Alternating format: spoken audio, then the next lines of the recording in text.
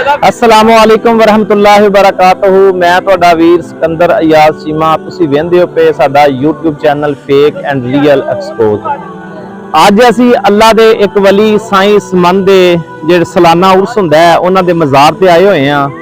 यकीनन ये लोग ये जेहड़े अल्लाह तबारक व तआला दे बरगज़ीदा वली ने, ये रहमते हदाबंदी दे स्टेशन ने ते इत्थे आउण दा जेहड़ा अहले सुन्नत उलमा इकराम ने जो तरीका का दस्सिया है वो यह ही है कि तुसी ये जेहड़े आलमे दीन लोग ने या जेहड़े अल्लाह दे वली लोग ने जदों इन्हां दे मज़ार शरीफ ते हाज़र होवो आके बिल्कुल हराफात किसी किस्म की कोई हराफात ना करो, ना कबरां तवाफ करो और ना ही कोई अगरबत्ती वगैरह कबरां उत्ते लाओ।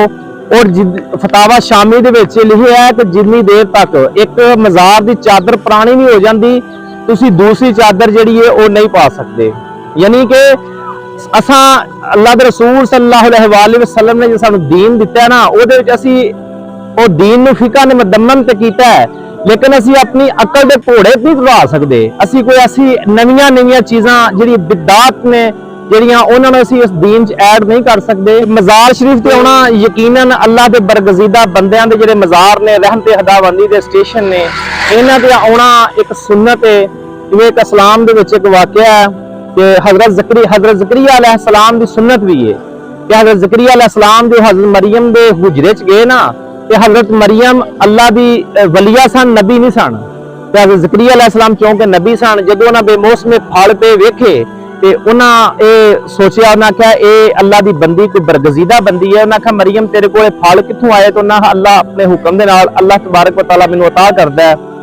ते उन्हां ने फिर हाथ चुक दिते खुनालिका दुआ ज़करिया कि हज़रत ज़करिया अलैहिस्सलाम नूं पता लग गया कि ये रहमते हदाबंदी दा स्टेशन है।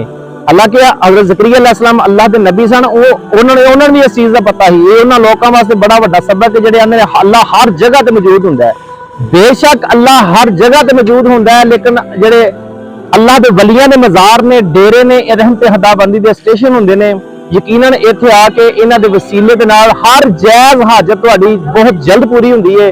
ते हज़रत ज़करिया अलैहिस्सलाम ने फिर अपना औलाद वास्ते हाथ चुक दिते हज़रत मरियम दे हुजरे च।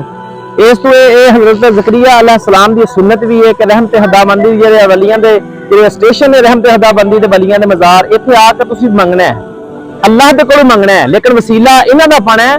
आखना की या अल्लाह ये तेरा बरगज़ीदा बंदा दुनिया ते जिहड़ी सिफत लैके आया उस सिफत दे सदके दे नाल मैनूं ए जायज़ चीज़ अता कर दे।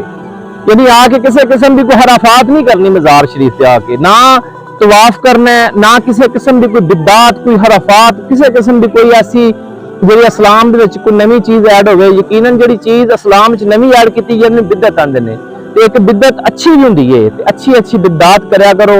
कि अल्लाह के नबी सल्लल्लाहु अलैहि वसल्लम ने फरमाया कि जिन्हें इस्लाम च कोई ऐसी चीज़ ऐड की जिहदा असूले दीन नाल फर्क नहीं पिया तो उन्हें यकीनन इहदा अजर दिता जाएगा। इस वास्ते साडे 307 मेरा कैमरा मैन अगर तुम विखा सके पिछे पिंड 307 सारो के जियो के गाजी आमर अब्दुर्रहमान चीमा शहीद उन्हां दा आबाई पिंड है। उत्थों 1 किलोमीटर के फासले ते ये साईं समंद साहब उन्हां दा मज़ार शरीफ है।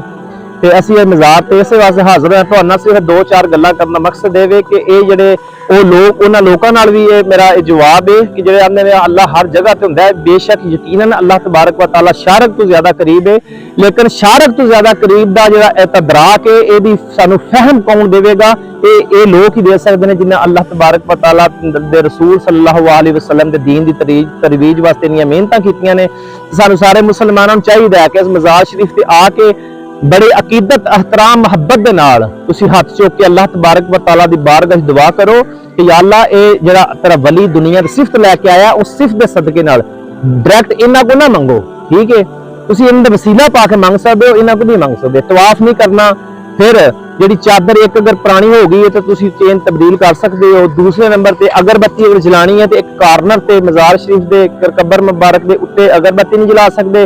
किसी किस्म की हराफात का हिस्सा ना बनो। दूजा मेरा उन्हां लोकां दे जिहड़े फेक लोग जिहड़े गैर मुतलदीन लोग ने जिहड़े एतराज़ात करते हैं, वेखो जी फलाना दरबार ते फलाने बंदा ही कोई नहीं दफन ये सुनिया दे वली जी है इंजे कोई बंदा। लेकिन मैं तुहानूं यकीन करो ये दूसरा उन्हां लोकां वास्ते जवाब जिहड़े आंदे ने कि जी वेखो जी सुनिया दे 6-6 महीने कोई नहांदा नहीं, लेकिन असां एक तरतीब एक निज़ाम आप खराब कर दिता है। जिहड़ा शरीयत ते अमल पैरा बंदा नहीं है असीं उहनूं पीर मान लैंदे आ। आला हजरत ने पीर ਦੀਆਂ 4 ਨਿਸ਼ਾਨੀਆਂ ਦਸੀਆਂ ਨੇ, ਵਲੀ ਦੀਆਂ 4 ਨਿਸ਼ਾਨੀਆਂ ਦਸੀਆਂ ਨੇ। ਜਿਹੜਾ ਵਲੀ ਹੁੰਦਾ, ਪੀਰ ਹੁੰਦਾ, ਉਹ ਤਾਂ ਸਾਹਬ ਸ਼ਰੀਅਤ ਹੁੰਦਾ, ਉਹ ਤਾਂ ਸਾਹਬ ਤਰੀਕਤ ਹੁੰਦਾ ਹੈ। ਇਹ ਨਹੀਂ ਹੈ ਕਿ ਨਮਾਜ਼ ਖੁਦ ਪੜਦਾ ਨਹੀਂ ਹੈ, ਤੁਹਾਨੂੰ ਆਂਦਾ ਮੇਰੇ ਮੁਰੀਦ ਹੋਵੋ। ਨਾ ਨਾ, ਐਸੇ ਬੰਦੇ ਨੂੰ ਜਿਹੜੀ ਚੀਜ਼ ਇਸਲਾਮ ਦੀਨ ਇਸਲਾਮ ਨਾਲ ਟਕਰਾਏ ਦੀ ਨਾ, रसूल अल्लाह सल्लल्लाहु अलैहि वसल्लम की शरीयत में ਜਿਹੜੀ चीज टकराए दी, रद्दी दी टोकरी सट दी जाएगी। बड़ी वड्डी गद्दी का भी मालक है।